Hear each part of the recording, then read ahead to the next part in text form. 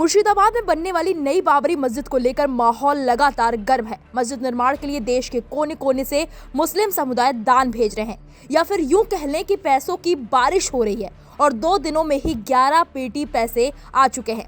नोटों का पहाड़ इतना बड़ा है कि गिनना इंसान के बस में नहीं है, मशीनें मंगवानी पड़ गई हैं। इसी बीच मस्जिद की नींव रखने वाले विधायक हुमायूं कबीर के बयान में बड़ा यूटर्न सामने आया है।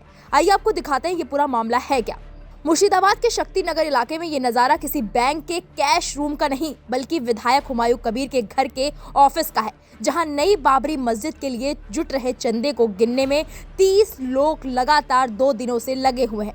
पहले दिन डोनेशन बॉक्स से निकले 37,33,000 रुपए और दूसरे दिन 38,34,573 रुपए गिने गए, यानी 2 दिन का कुल कैश 75,67,573 रुपए।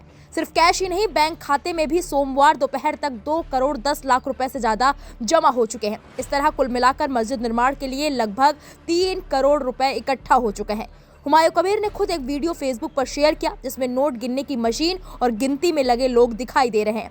मीडिया रिपोर्ट्स का दावा है कि शिलान्यास के दिन ही 11 पेटी चंदा जमा हुआ था, जिसे गिनने के लिए इतनी बड़ी टीम और मशीनों की जरूरत पड़ी। लेकिन चंदे और मस्जिद को लेकर चल रही हलचल के बीच अब राजनीति भी गर्मा गई है। टीएमसी से निलंबित हुमायूं कबीर, जिन्होंने 6 दिसंबर को मस्जिद की नींव रखी थी, उसी दिन उन्होंने कहा था कि वो विधानसभा सदस्यता से इस्तीफा दे देंगे। लेकिन 2 दिनों में ही कबीर का स्टैंड बदल गया। कबीर का कहना है कि अब इस्तीफे का कोई सवाल ही नहीं है, मैं विधायक पद से इस्तीफा नहीं दे रहा।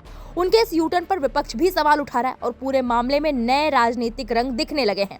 वहीं मुर्शिदाबाद में बाबरी मस्जिद बनाने को लेकर मीडिया से बात करते हुए 28 नवंबर 2025 को हुमायूं कबीर ने एक और विवादित बयान दिया था। उन्होंने कहा था, जो कोई मुझे रोकने की कोशिश करेगा उसे गंभीर नतीजे भुगतने होंगे। अगर 100 मुसलमान शहीद होंगे तो वो अपने साथ 500 लोगों को ले जाएंगे। हुमायूं कबीर पहले भी विवादित बयानों को लेकर चर्चा में रह चुके हैं। 2024 में लोकसभा चुनाव प्रचार अभियान के समय मुर्शिदाबाद के शक्तिपुर में हुमायूं कबीर ने एक जनसभा में कहा था, मैं राजनीति छोड़ दूंगा अगर 2 घंटे में तुम्हें यानी कि हिंदुओं को भागीरथी नदी में डुबो न दिया। तुम 30% हो, हम 70% हैं। मैं तुम्हें शक्तिपुर में रहने नहीं दूंगा। फिलहाल नई बाबरी मस्जिद के लिए जुट रहा करोड़ों का चंदा और हुमायूं कबीर के बदलते बयान दोनों ही मुर्शिदाबाद की सियासत को लगातार सुर्खियों में बनाए हुए हैं।